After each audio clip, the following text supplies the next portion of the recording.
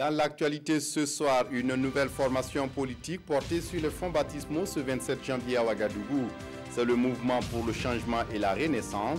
Le parti se réclame de l'opposition politique burkinabé. Il a affirmé être un parti de rupture et déjà son choix est porté sur Tahirou Barry pour être son candidat en 2020, comme vous le verrez dans ce journal. Et dans ce journal, l'or ne brille pas pour tous au centre-nord, en tout cas pas pour l'école qui connaît une déperdition. Des gamins d'à peine 11 ans abandonnent l'école pour les sites aurifères. Le phénomène inquiète dans la région et dans bien de régions du Burkina Faso. Images et témoignages à suivre dans cette édition. Et dans cette édition, un autre phénomène qui inquiète également, la morbidité asine. L'espèce asine en péril dans cette localité, notamment dans le BAM, et pour cause, la gourme, une maladie contagieuse des équidés. Un âne qui meurt dans le BAM est une corvée de plus pour ses propriétaires. L'espèce en danger, un reportage à suivre dans ce journal. À l'étranger, aux Philippines, le terrorisme frappe la cathédrale de Jolo.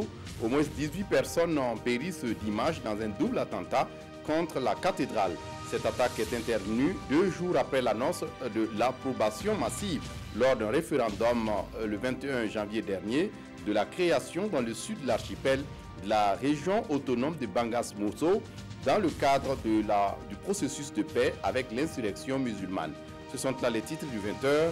Mesdames, Messieurs, bonsoir et ravi de vous retrouver.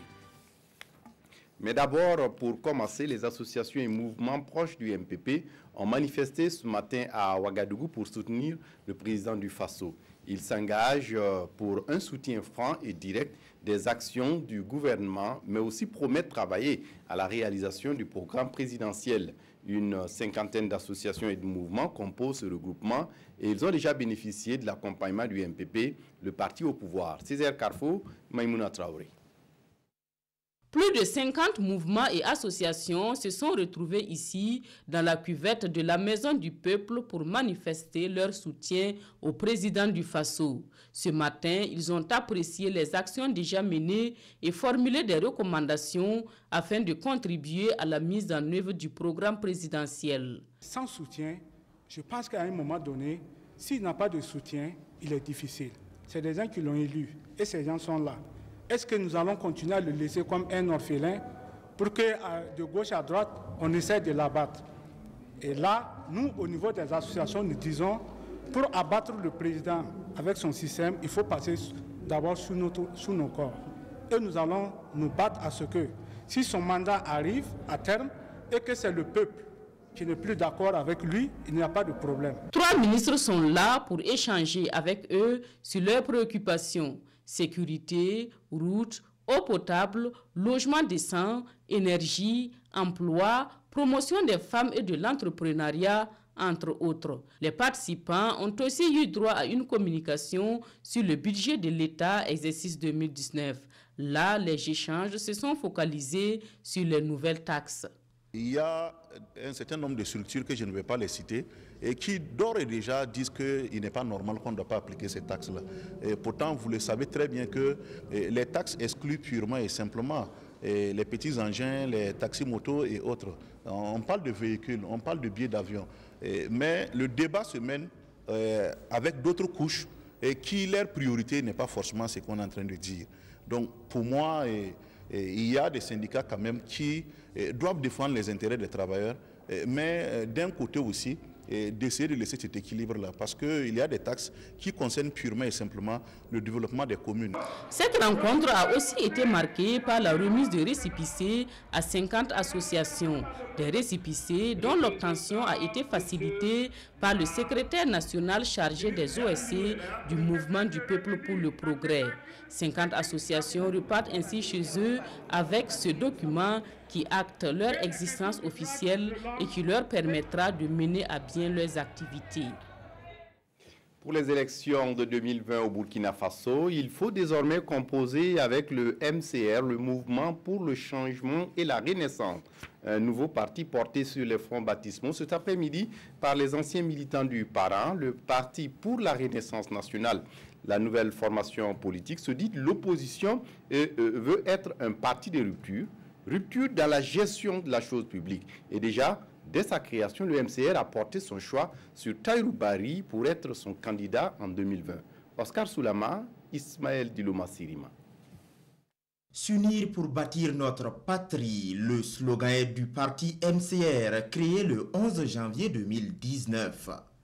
Le MCR se définit comme le mouvement pour le changement et la renaissance. Ce parti se dit de l'opposition politique et soutient qu'il faut une rupture avec les pratiques politiciennes révolues. Le chemin qui s'impose est celui du changement radical dans tous les ordres de la société et une véritable renaissance avec des valeurs fortes et des défis élevés. Dès ses premiers jours, le MCR pense déjà à la présidentielle de 2020. Et dès à présent, le président du MCR demande à Tahirou Barry d'être leur candidat car selon eux, l'avenir des Burkinabés est pris en otage. Par des politiciens qui se félicitent des fragiles réalisations que mon frère et ami l'honorable Zerbo de l'UPC qualifie de biodégradables, alors qu'ils se disent hommes de la solution. L'invité d'honneur du mouvement pour le changement et la renaissance demande aux Burkinabés de ne plus se fier aux faiseurs de fausses promesses. Où sont passés les 26 amphithéâtres promis? Les étudiants, est-ce que vous êtes là? Oui! Les 6 cités universitaires, les 24 laboratoires et même le tramway promis par le Premier ministre. Et une grande interrogation, où sont passés l'appui de 18 000 milliards annoncés? Quant à la question de représenter le MCR à la présidentielle de 2020, Tahirou Barry demande du temps pour mûrir l'idée avant de se prononcer. Le retour de l'ancien président Blaise Compaoré, souhaité par des associations et mouvements proches du CDP, le Congrès pour la démocratie et le progrès. Cet après-midi, ils se sont réunis à Ouagadougou pour prôner un retour de l'ancien président du Faso. Le film de la cérémonie avec Roger Bembamba et Aimé Solage Guigma. Le retour de l'ancien président du Faso, Blaise Compaoré, au pays dans un climat apaisé, c'est l'ambition affichée par le secrétariat national chargé des mouvements associatifs et des organisations de la société civile du CDP. Cette rencontre a donc pour but de tracer une feuille de route pour l'atteinte de cet objectif. C'est quelqu'un qui a dirigé le pays pendant 27 ans. Il est parti dans un contexte où il y a des domiciles privés et publics qui ont été incendiés. Vous avez vu la violence qui en a suivi. Vous avez vu l'état d'esprit de l'opinion à l'époque. Certes passé, mais vous conviendrez qu'un chef de l'État ne peut pas se lever tout de go et revenir dans son pays comme si c'était n'importe quel citoyen lambda. Vous avez vu au Mali comment ça s'est passé. Le président Ibeka, ça a porté la question du retour de ATT en personne. Et il a invité à revenir chez lui quand il voulait, comme il voulait, et qu'il assurait donc voilà, la quiétude de son retour dans son pays. Donc je pense qu'on peut s'inspirer de cet exemple-là pour faire revenir le président Compaoré également. Également à l'ordre du jour, l'examen de la situation nationale et de la réconciliation. Un examen qui fait état d'une insécurité permanente et chronique et d'une morosité de l'économie nationale, d'où l'invite à s'inspirer de la gouvernance du CDP. Le CDP a fait ses preuves pendant 27 ans. 27 ans, il n'y a pas eu d'attaque terroriste, il n'y a pas eu d'insécurité aussi chronique. C'est une expertise qui existe. Ceux qui étaient à la tête de la gestion des questions sécuritaires sont bien vivantes. Dans d'autres pays, sous d'autres cieux, on arrive à surpasser les contradictions partisanes pour faire appel à toutes les compétences avérées pour résorber certaines questions. Et nous constatons pour l'instant que tel n'est pas le cas dans notre pays et c'est dommage. La nomination d'un de leurs camarades à la tête du gouvernement à la personne de Christophe-Marie Dabiré a été appréciée même si Alpha Yago reste sceptique quant à la résolution de la situation sécuritaire actuelle du pays. Il appelle donc les associations et les OSC à porter la question du retour de Blaise Compaoré à leur base. Près d'une quinzaine de jeunes leaders burkinabés viennent de rentrer de Dakar au Sénégal où ils ont bénéficié d'une formation en leadership à travers le programme Yali. Ces jeunes ont pris pour mentor le Larlé Naba Tigré et devraient compléter leur formation en s'inspirant de l'exemple de leur modèle. Hier, ces jeunes étaient donc chez le Larlé Naba Tigré pour bénéficier de ces sages conseils. Draman Guéné et Césaire Carrefour ont suivi leur visite pour nous, compte rendu. Ils ont choisi ce mentor depuis leur centre de formation de Dakar. Aujourd'hui, l'agro-businessman, le Larlé Naba Tigré, leur ouvre ses portes. Ces jeunes burkinabés de la promotion 11 du Yali Dakar, Young African Leader Initiative, sont ici à la phase pratique. De la ferme de Dapelgo, en passant par l'usine jusqu'à la boutique Belwet, l'enseignement est énorme. Nous avons beaucoup appris, surtout sur ce qui est des finances. Nous savons maintenant que pour entreprendre, il ne faut pas attendre d'avoir beaucoup de moyens avant de se lancer. Il faut commencer avec le peu qu'on a et ce qu'on va avoir comme revenu, on pourra réinvestir. Ainsi de suite, l'activité va prendre et une grande entreprise verra le jour. À ses fils, le Larlé Naba Tigré prodigue des conseils et partage son expérience d'entrepreneur agricole. Ce qu'ils ont pu voir, c'est vraiment le fruit, bien sûr, de mes idées, mais c'est aussi surtout le fruit de mes efforts personnels et l'accompagnement de la banque et l'accompagnement des structures financières qui me vaut vraiment ce travail. Je les invite au travail après cette foi, en Dieu et en eux, en travaillant.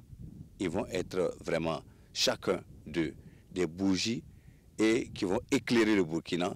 Et avec ces bougies qui vont contaminer de par leur lumière, le Burkina Faso va briller. Yali 11, ce sont des jeunes Africains formés à Dakar dans l'entrepreneuriat, le leadership et le management de l'administration publique. Une formation financée entièrement par le gouvernement américain. Les 13 représentants burkinabés s'inspirent ainsi du Larlé Naba Tigré pour aller sur le terrain de l'emploi. Et puis, plus de 260 jeunes formés pour conduire de gros engins, une formation de 3 ans au Centre professionnel d'engins miniers. Les impétrants ont reçu hier leur parchemin à Ouagadougou au cours d'une cérémonie présidée par le ministre en charge des mines et des carrières, Oumarou Idani. Le ministre s'est engagé à les accompagner après la formation. Moussa Ouedraogo, Vincent Tiendrebego. Conduire un dampeur n'a plus de secret pour Aminata Sawadougou. Démonstration de savoir-faire devant le ministre des Mines et des Carrières. Comme elle, ils sont 266 jeunes qui viennent de finir leur formation en conduite d'engins miniers et de travaux publics. Je voudrais donc profiter de cette tribune pour solliciter l'accompagnement des entreprises minières et du BTP à travers les partenaires du CFPEM-SST pour la facilitation des opportunités de stage à notre endroit. La formation, à la fois théorique et pratique, est assurée par le CFPEM-SST, le Centre de formation professionnelle d'engins miniers et santé-sécurité au travail. Et les apprenants sont formés au compte de plusieurs sociétés minières installées au Burkina, mais aussi du ministère des Mines et des Carrières et celui des infrastructures, et les autres sur inscription personnelle. La formation des jeunes en conduite des engins lourds étant le domaine de prédilection du CFPM, le centre a ainsi ouvert les options de formation à la conduite des dampeurs, des excavateurs, des pelles chargeuses, des bulldozers et autres. En plus de ces options, le centre forme également les jeunes en santé, sécurité au travail et environnement. Le ministre des Mines, qui a présidé la cérémonie, dit sa satisfaction et renouvelle sa confiance à ce centre de formation. Je réaffirme toute ma disponibilité à soutenir inconditionnellement toute entreprise du genre. Et pour joindre l'acte à la parole, je prends solennellement ici l'engagement d'assurer la prise en charge financière de 20 jeunes à former à la conduite des engins lourds à compter de ce jour, 26 janvier 2019. Après la remise des attestations et les félicitations aux lauréats, les officiels ont visité les locaux du CFPEM-SST. Le boom minier au Burkina Faso est fort remarquable dans le sud-ouest du pays, une activité d'orpaillage qui occupe bien de personnes, dont les femmes. Elles sont généralement détentrices de hangars qui servent d'atelier de traitement de l'or. Et puis, elles sont généralement détentrices de hangars qui servent d'atelier de traitement de l'or. Une équipe de la RTB2 est allée voir ce qu'elles font. Constat avec Oumarou Sagnon et Christophe Da. C'est l'un des nombreux hangars du site d'orpaillage traditionnel de Djikando. Ici arrivent les minerais en provenance des moulins pour extraction de l'or. Nous sommes en plein processus d'extraction. Le hangar appartient à cette femme que vous voyez. Le contrat, c'est on garde l'or et elle la terre. C'est elle la patronne des lieux. Les femmes comme elle sont appelées dans ce milieu tampoxé, pluriel de tampoga en moré, l'équivalent français de femme de colline. C'est mon hangar. J'ai des clients qui viennent extraire de l'or et me laissent le résidu de minerai.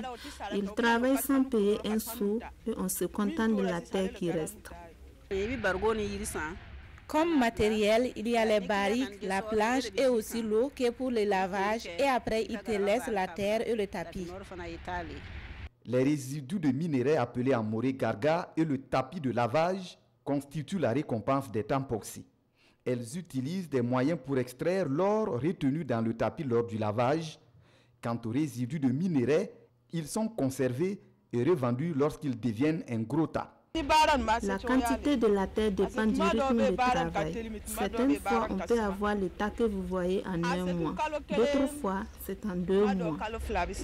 Avec les femmes, là, puisque les gargas n'ont pas le même niveau d'or, quoi. Donc, il y a des coins où on peut payer, par exemple, la benne à 300 000. Il y a des coins où on peut payer la benne aussi à 150 000. On va faire comment? On n'a pas les choix, puisque c'est un loterie. Le bénéfice de ces femmes est fonction du prix de vente des minerais résiduels auxquels il faut soustraire les dépenses, notamment inhérentes à l'eau de lavage. Mais ça marche plutôt bien. En 4 ans, j'ai pu construire et m'acheter une moto. Donc, je peux dire que ça va. Pour le lavage et après ils te laissent la terre et le tapis. On se débrouille avec ce qu'on gagne pour se nourrir. Mais la vie n'est pas rose pour toutes les tampoxés dans cet univers impitoyable. Ils sont en train d'écraser partout, mais moi je suis là, ça a duré, je ne suis même pas allé au moulin, je n'ai pas les clients. Ce n'est pas facile. Et les gargas, ils ont ramassé comme ça, là, c'est le travail d'une année, ils ont ramassé comme ça. Moi, ça vaut 3, je peux dire ça vaut 6 mois même. Moi, je n'ai pas travaillé ici. En plus de ces aléas propres à l'activité d'orpaillage, ce travail longtemps dévolu aux femmes est en train d'être envahi par les hommes. Les femmes nous confient d'ailleurs qu'à ce jour, tous les hommes qui travaillent dans les sites d'or possèdent chacun son hangar. La ruée vers l'or, une activité qui n'est pas sans conséquences sur l'école. Beaucoup d'enfants abandonnent les bancs au profit des sites d'orpaillage. Le phénomène inquiète dans le centre-nord notamment. Draman Dadia et Yacouba Gamine ont enquêté pour nous, compte rendu. Raymond troque sa tenue scolaire contre une blouse d'orpailleur. Tu t'appelles Raymond. Raymond, tu es élève? Oui. Tu as fréquenté jusqu'à quelle classe? 6e. Idem pour Dieudonné, 11 ans. Il était au CM1. Loin des bancs de l'école, l'alphabet français est vite passé aux oubliettes. Il me faut de l'or pour subvenir aux besoins de ma famille. Dans cette école, des élèves manquent à l'appel. Certains sont sur les traces de leurs parents à la recherche du métal jaune. L'année scolaire actuelle, nous avons constaté que l'orpaillage a un peu pris quelques-uns de nos élèves. Et très concrètement, il y a 3 qui passaient en classe de CM2, parmi lesquels il y a un qui était très brillant. Mais à notre grand étonnement, on a été informé que ces 3-là se sont retrouvés, 2 se sont retrouvés dans les sites aurifères qui ne sont pas très loin de notre école. Et un s'est retrouvé dans les foyers coraniques. En tout cas, ça joue négativement, même dans la présence quotidienne de nos élèves là. Et tantôt, ils viennent, quand l'or prend un peu, ils se retrouvent dans les sites aurifères. Tantôt, ils reviennent quand l'or baisse. Donc, ça joue effectivement sur la rentabilité même de notre système éducatif là. Malgré les dures conditions de travail, les enfants se retrouvent sur ces sites aurifères de fortune. Un travail physique à la limite inhumain. Tel père, tel fils, nous dit cet homme critique à l'égard du système éducatif. Il y a quel intérêt à aller à l'école? Ils sont nombreux à achever leurs études, mais toujours en chômage. Donc, nos enfants sont contraints de nous suivre sur les sites d'or. L'orpaillage attire de plus en plus d'enfants au détriment de l'école. Après enquête dans les régions du centre-nord, du Sahel et du sud-ouest, le dispositif national d'évaluation tire la sonnette d'alarme. Sur 2 élèves, il y a au moins un élève et plus qui sont sur les sites. Nous avons 77% des enseignants qui ont reconnu que les élèves de leur classe sont sur les sites. Nous avons 25% des parents qui ont dit qu'eux, ils ont leurs enfants sur les sites.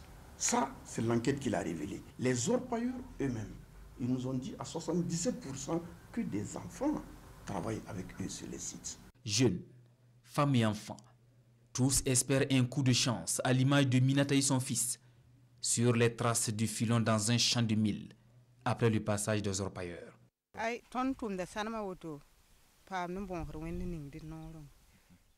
On est sur ce site à la recherche de quoi se nourrir. Parfois je gagne un peu, mais le plus souvent je rentre brûlé. Entre deux saisons, certains champs ont été transformés en sites d'or. Le vieux Komnem veille alors au grain pour sauver son exploitation. Ces derniers temps, on constate qu'il y a de plus en plus d'élèves qui ont rejoint les orpailleurs. Après leur passage dans un champ, plus question de l'utiliser à des fins agricoles. Donc, je prends la garde, mais ils passent leur temps à me menacer. Des surfaces cultivables devenues des champs de ruines. L'or fait rêver certes, mais pas une garantie pour les générations à venir. Le Burkina Faso fait face en ce moment à une morbidité asine du fait de la gourme. Une maladie contagieuse des équidés qui décime actuellement des ânes dans le pays. Une centaine d'ânes a déjà péri dans le BAM. L'espèce asine est donc en danger. Un reportage signé Draman Guéné, Yacouba Gamene. Louaga dans le BAM. Sibri est à la fois agriculteur et éleveur.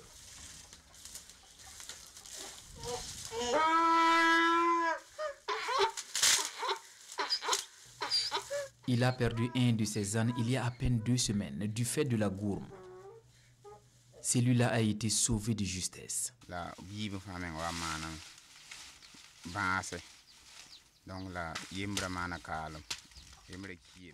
Les 2 ânes étaient malades et l'autre a succombé. J'ai pu sauver ça grâce aux soins vétérinaires. Ça toussait et respirait à peine. Ici, un âne en putréfaction, en plein air. Il a des ossements. Les chiens qui en mangent meurent également. La gourme fait ravage depuis début janvier. La direction générale des services vétérinaires a réagi à travers, bien sûr, la direction de la santé animale qui nous a donné effectivement des informations relatives à cette maladie qui est appelée la gourme, qui attaque effectivement les asins et les équins âgés de moins de 5 ans et les autres aussi, les animaux âgés de plus de 5 ans aussi peuvent être atteints. Le BAM compte 9 communes et dans toutes les communes, des cas ont été signalés. On a enregistré environ 500 à 600 animaux morbides avec une mortalité qui tourne autour de 100 asins qui sont morts, qui ont été signalés en tout cas dans les rapports statistiques. Le braiement des ânes se fait de plus en plus rare dans les villages. Fièvre, perte d'appétit, difficultés respiratoires. Tinogo a fait le choix du traitement traditionnel, de l'eau et tisane. Son âne, toujours affaibli par la maladie, croule sous le poids du fardeau. J'ai fait le traitement traditionnel. Malgré tout, certains sont morts. La maladie tue les gens, les chevaux et les chameaux. Vraiment, on ne sait que faire.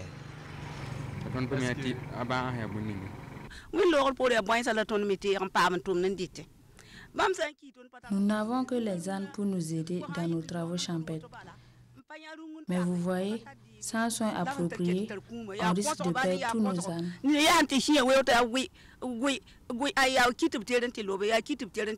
L'espèce asine est en péril et pour cause, la gourme. Lambert frappe alors à la porte des services vétérinaires pour sauver son âne.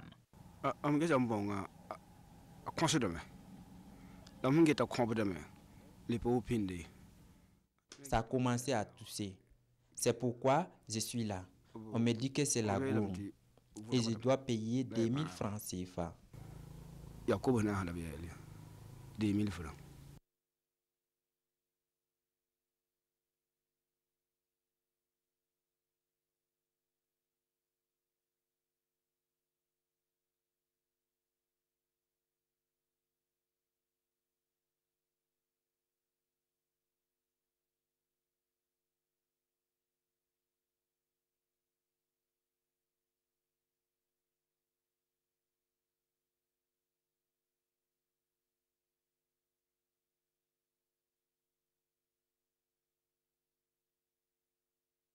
Mais attention, il y a risque sanitaire, donc impropre à la consommation.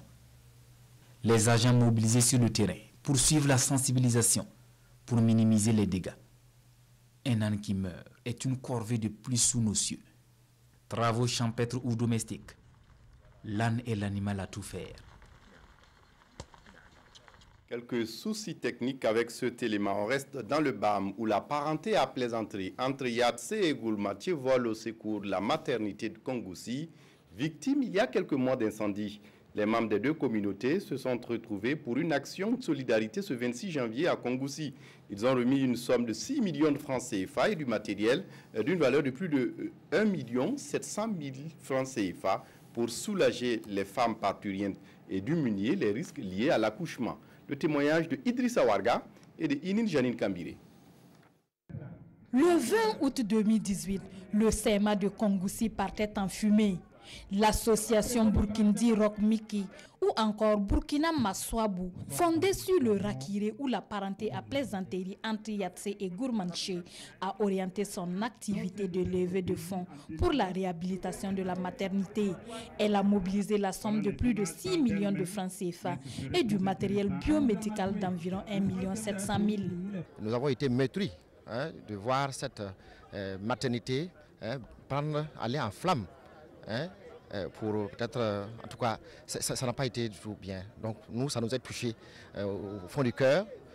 Pour quelque chose qu'on devrait amener dans les deux régions, on s'est décidé qu'il fallait donc l'amener dans une seule, enfin, à cette maternité. Et nous avons fait l'effort donc vraiment d'apporter ce matériel ici. Le médecin-chef du district sanitaire de Kongoussi et tous ceux qui se sont succédés à la tribune ont salué l'initiative de l'association. Ce sont nos besoins réels. Donc, en termes de renforcement des capacités et de notre maternité. Donc, ça veut dire que c'est vraiment du matériel qui va être très utile pour nous. C'est un honneur pour nous de recevoir ce don-là et vraiment nous remercions vraiment ce groupe-là pour l'initiative et nous, en tout cas, souhaitons que leur groupe, l'association, puisse aller de l'avant. Parti d'un groupe sur la page Facebook depuis juillet 2013, le groupe compte aujourd'hui plus de 44 000 membres et est devenu une association depuis 2015. L'association Burkindi Rock Miki ou Burkina Maswabou, animée d'un esprit de fraternité, de solidarité et de paix, devrait faire école, selon le secrétaire général de la province du BAM, au moment où par endroit la cohésion sociale est mise à rude épreuve.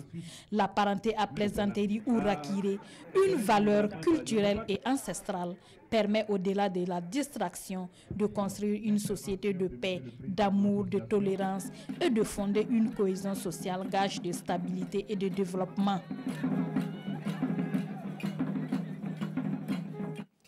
Le centre de formation NASMOUD célèbre ses 10 ans de création, une occasion pour le personnel et les apprenantes de faire le bilan des 10 années d'activité et se projeter pour l'avenir. Dramandadjan. Ambiance festive dans les locaux du centre de formation en esthétique, couture et coiffure. La fondation NASMOUD souffle ses 10 bougies. Une décennie d'existence au bilan satisfaisant. Plus de 400 jeunes formés au métier grâce à des bourses octroyées par la fondation NASMOUD. Ces deux entités, il y a le centre de formation NASMOUD et la fondation NASMOUD. Alors c'est la fondation qui a 10 ans parce que c'était créé en 2008.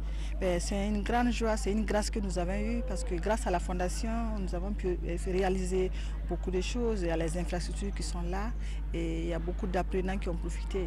On a appris à natter, à faire des tresses, des flatures. En tout cas, c'est intéressant, c'est bien, ça t'aide à apprendre beaucoup de choses. Enseignants et apprenants, rendent hommage à cette dame d'origine suisse, Béa Petri, tend la main aux plus démunis. Je veux donner à les jeunes qui n'avaient pas la chance pour apprendre une profession.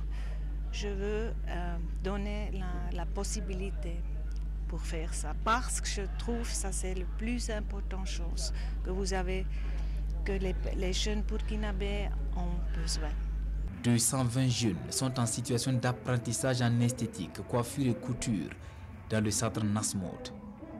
50% d'entre eux sont pris en charge par la fondation. Paris tenu pour le festival des masques de Mani dans la Nyanya. Cette année encore, les masques de la région ont démontré ce qu'ils savent des danses des masques de la région, mais aussi ont donné à voir différents types de masques. Roger Bembamba, Abdourahmane Zongo. À pied, à bicyclette, à moto, en voiture, en solitaire ou en groupe, les habitants de la commune de Mani dans la Yanyan, dans le Grand Orient du Burkina, à l'est du pays, ont tenu le pari de la mobilisation et convergé à cette édition 3 du Festival des masques. Contribution de la culture à la paix sociale et au développement, c'est une thématique très évocatrice et d'actualité au regard d'un certain contexte national d'insécurité, mais aussi de problèmes sociaux répétitifs. Nous souhaitons que cette cohésion sociale soit une racine pour le développement du Burkina Faso et en particulier de notre province. Nous voulons aussi à travers ce festival de masques-là faire connaître nos potentialités et par ce biais d'adhérer la paix, la cohésion sociale.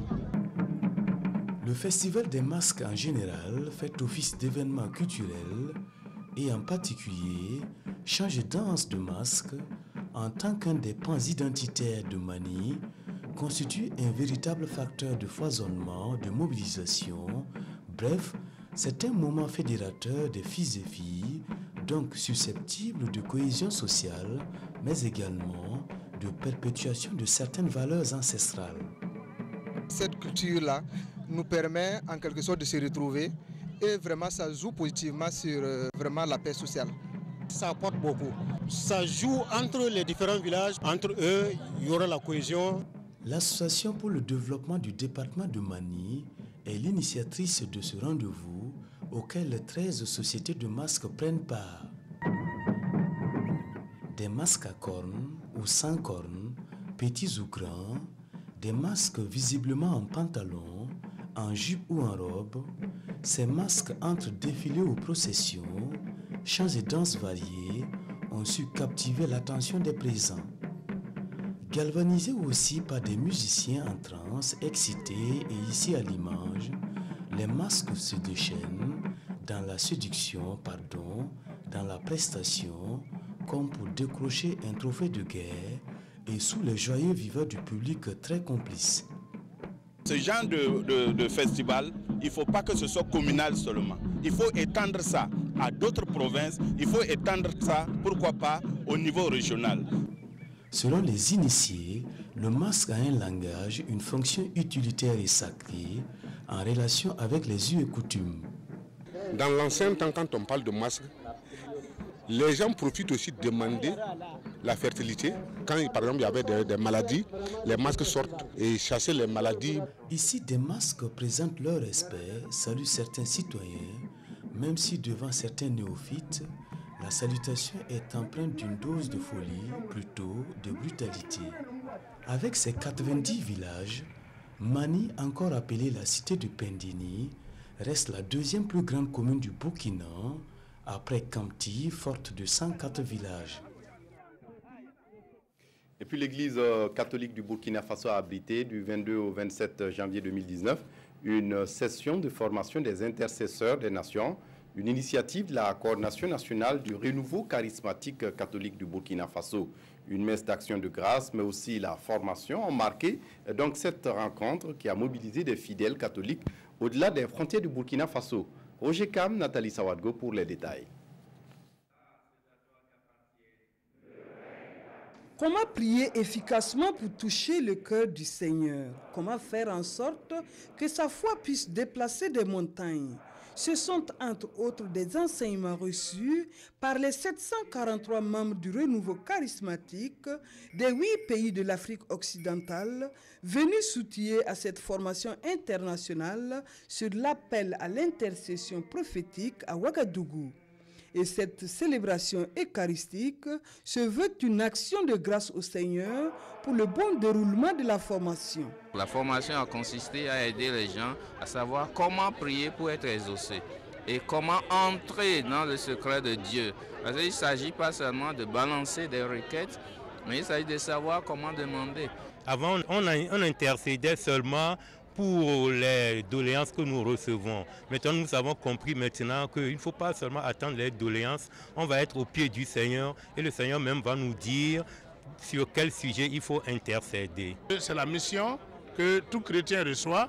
En tant que baptisé, on est prêtre, on est prophète, on est roi, mais très peu de chrétiens connaissent cette mission, le sens de cette mission que nous recevons de par le baptême. Et ici, nous avons appris cela. Pour Abbé Blaise Bikaba, c'est une nécessité pour tout fidèle d'intercéder. Mais cela se fait ensemble avec la communauté. Tu ne peux pas t'enfermer dans ta maison pour dire non, je suis intercesseur. Non. Pour qui? Non, c'est dans le peuple. Vous voyez, c'est dans le peuple que le Seigneur choisit et c'est ensemble qu'on intercède. Et quand les cœurs sont unis, comme dit le Seigneur, là où 2 ou 3 sont rassemblés, je suis là au milieu d'eux. Mais quand les cœurs sont unis, justement, cela porte.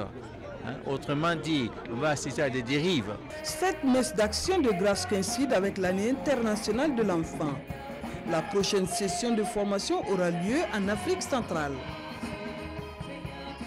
À l'étranger aux Philippines, le terrorisme frappe la cathédrale de Jolo. Au moins 18 personnes ont péri ce dimanche dans un double attentat contre la cathédrale. Cette attaque est intervenue 2 jours après l'annonce de l'approbation massive lors d'un référendum le 21 janvier dernier de la création dans le sud de l'archipel de la région autonome Bangmuro dans le cadre du processus de paix avec l'insurrection musulmane.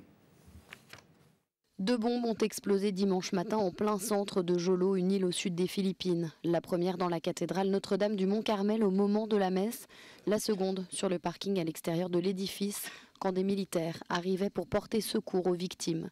Le porte-parole du président philippin condamne un acte terroriste. La province de Sulu est un bastion de l'organisation islamiste Abu Sayyaf, premier suspect dans cet attentat selon les autorités, même si la possibilité d'autres responsables n'est pas exclue. Spécialisé dans les enlèvements crapuleux, Abu Sayyaf est aussi accusé des pires attentats dans l'archipel. Plus d'une vingtaine de personnes sont mortes et 83 autres blessées dans cette attaque. À présent, Dimanche Sport, ce dimanche, nous sommes avec Lassina Sawadgo. Lassina, bonsoir. Bonsoir, Fousseni Kindo. Le rendez-vous de ce dimanche qui consacre le retour du Faso Foot. Et ce week-end, c'était la 16e journée. Et le moins qu'on puisse dire, c'est que le leader Salitas tient son rang. Oui, tout à fait. Vous l'avez dit, Fousseni, le champion national de première division a repris ses droits ce week-end et c'était le début des phases retour. On verra en image, Fousseni, la victoire du leader Salitas dans le choc de cette reprise face à l'AS Sonabel. On verra donc les images d'ici peu, j'espère. Une victoire obtenue grâce à un penalty dans le temps additionnel. Penalty qui va transformer Ismaël Karampiri dans le temps additionnel. Ça fait très mal pour les électriciens de Mousso Ouedraogo Morino qui tombe là pour la 2e fois d'affilée face à cette équipe de Salitas. Salitas qui consolide sa place de leader. La Sina, il y avait également un duel à Bobo Dioulasso avec les fonctionnaires de Bobo Dioulasso et puis Raïmo, les fonctionnaires qui sont tombés face à Raïmo. Ah oui, Fousseni, un match renversant entre Buffle et académiciens de Mama. On va voir aussi ces images, le but, l'ouverture du score de Michel Batebo en première période sur ce centre. Voilà, le joueur AJSB donc du mois de novembre qui ouvre le score pour les jeunes noirs de Bobo Dioulasso et en seconde période Fousseni sur un penalty. Raïmo remet les pendules à l'heure à la 58e minute grâce à Karim Komi. Voici donc le penalty et la transformation de ce pénalty par Karim commis à la 58e minute et Fousseni dans le temps additionnel. S'il vous plaît, à la 93e minute, Aboubakar Guira va crucifier les bifs de Bobo Dioulasso et donc offrir 3 précieux points à Raïmo. Raïmo qui reste solide dauphin de Salitache, une victoire de prestige et 3 points précieux pour l'équipe de Bama. Vous l'avez dit, la SINA, ce samedi également, la JSP, l'Association des journalistes sportifs du Burkina, a procédé à la remise du prix du joueur AJSB du mois. Oui, tout à fait, le mois de novembre. Hein, avec le break, la JSP avait aussi fait un break, la remise des prix à JSP. En image, la remise du prix donc, au joueur, il s'appelle Michel Batiebo de l'Association sportive des fonctionnaires de Bobo Dioulasso. Et comme d'habitude, il a reçu un trophée AJSB. Il a reçu la somme de 100 000 francs CFA de la Fédération burkinabé de football. Un bon d'équipement et de notre équipementier maison donc, de 50 000 francs CFA. Un bon aussi des produits cosmétiques de un autre partenaire de 50 000 francs CFA, Michel Batiebo. Donc le joueur AJSB Fousseni du mois de novembre.